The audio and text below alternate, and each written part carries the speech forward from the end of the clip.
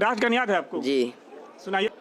जन गण मन अधिनायक जय है भारत भाग्य विधाता। अभी तो 125 बच्चे हैं। 125 बच्चे आप अकेला ही पढ़ाते हैं, मस्जिद की इमामत करते हैं जी। तो आपको कितना तनख्वाह मिलता है?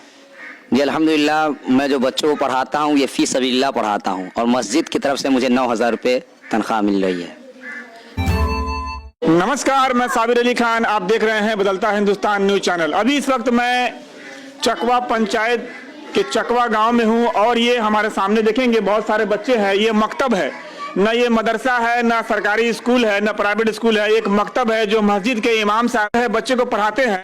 आज हम जानेंगे कि एक इमाम साहब जो अकेला है और 100 से ज्यादा बच्चा है, उनको कैसे हैंडल करते हैं, कैसे पढ़ाते हैं, इस बारे में हम बात करें। इमाम साहब से जुड़ेंगे कि इमाम साहब में आखिर इतना जुनून कहाँ से आया कि इतने सारे बच्चों को अकेले पढ़ाते हैं।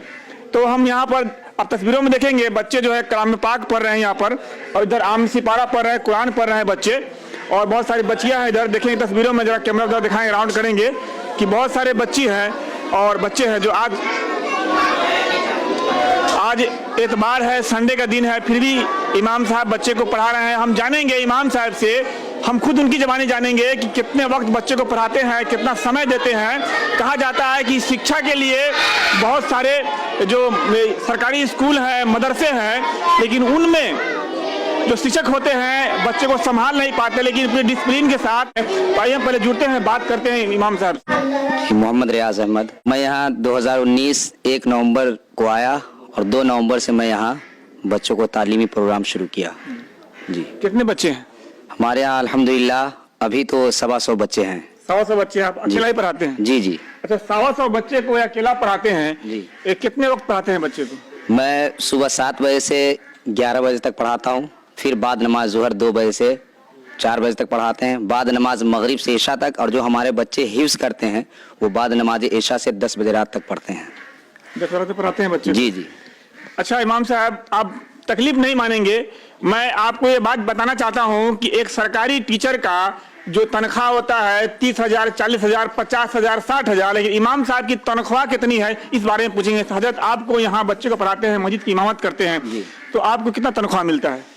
जी अल्हम्दुलिल्लाह, मैं जो बच्चों को पढ़ाता हूँ ये फी सबीलिल्लाह पढ़ाता हूँ और मस्जिद की तरफ से मुझे 9,000 रुपये तनख्वाह मिल रही है। हजरत ने कहा कि फी सबीलिल्लाह यानी फ्री में पढ़ाते हैं, मस्जिद की तरफ से तनख्वाह इनको मिलता है, लेकिन अपने वक्त को बर्बाद न कर बच्चे के भविष्य को संभालने की कोशिश करते हैं, बच्चे को पढ़ाते हैं। मैं इसी गांव का हूं और मैं बताना चाहता हूं आपको कि ये जो बच्चे हैं पढ़ रहे हैं, ये बच्चे पहले इमाम साहब नहीं आए थे, उससे पहले ये बच्चे सड़कों पर घूमते थे, गाना गाते थे, गाली गलौज करते थे, गुल्ली डंडा खेलते थे। लेकिन जब से इमाम साहब आए हैं, एक ही बच्चा सड़कों पर नहीं मिलता, सब मकतब में मिलते हैं। तो अभी यहाँ पर कुछ बच्चे हैं, बच्चे से सवाल करेंगे। क्या नाम है आपका? हमारा मोहम्मद समीर आलम। मोहम्मद समीर आलम जी। कहाँ घर है आपका? हमारा घर मेहसी। मेहसी से आए हैं जी। यहाँ ये क्या पढ़ते हैं आप?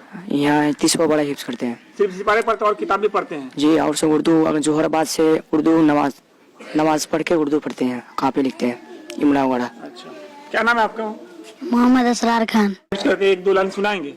जी। सुनाइए।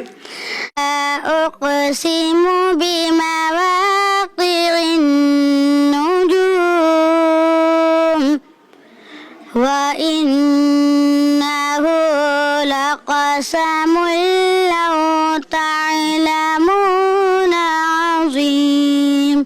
की आयत को पढ़ा और काफी अच्छे अंदाज में। मकतब है, मकतब में बच्चे पढ़ रहे हैं। मेरा नाम मोहम्मद मतीउर रहमान खान है। आप इसमें क्या क्या पढ़ते हैं? जी, हम हिफ्ज करते हैं और जोहरबाद से उर्दू और कापी उपी लिखते हैं। जी। राष्ट्रगान गाते हैं? जी। तो खड़े हो जाइए, तो राष्ट्रगान सुनाइए। राष्ट्रगान याद है आपको? जी। सुनाइए। जन गण मन अधिनायक जय है भारत भाग्य विधाता। पंजाबी सिंध गुजरात मराठा त्राबिल उचकल बंगा विंध्य हिमाचल यमुना गंगा ऊंचल जलधि तिरंगा। तब शुभ नामे जागे तब शुभ आशीष मांगे। जन गण मंगल दायक जय है भारत सत्य भाग्य विधाता, जय है जय है जय है जय जय जय जय है। बहुत अच्छा राष्ट्रगान इन्होंने बहुत काफी अच्छे अंदाज में गाया। तो ये मदरसे के तालिबे इल्म है, मदरसे के बच्चे हैं, मकतब के बच्चे हैं, लेकिन राष्ट्रगान भी पढ़ते, हर तरह की इसमें जो पढ़ाई है, नॉलेज है, बच्चे को दिया जाता है। तो इमाम साहब काफी मेहनती हैं, जो 125 बच्चे को अकेले पढ़ाते हैं। कहा जाता है कि कई सरकारी स्कूलों में देखेंगे, कहा जाता है कि एक टीचर 50 बच्चे को नहीं संभाल पाते, सैलरी बहुत ज्यादा मिलता है। कोई मीडिया कर्मी जाते हैं तो उनको रोका जाता है, उनको सवालों का जवाब नहीं दिया जाता, लेकिन इमाम साहब बेखौफ सवालों का जवाब भी दे रहे हैं और अपने बच्चे के बारे में बता भी रहे हैं। तो ये होता है सच्चाई। सच्चाई से कभी मुंह नहीं मोड़ना चाहिए, क्योंकि बच्चे को अगर पढ़ाते हैं, दर्स देते हैं, इल्म देते हैं, बच्चे को शिक्षा देते हैं, तो आप डरते क्यों हैं?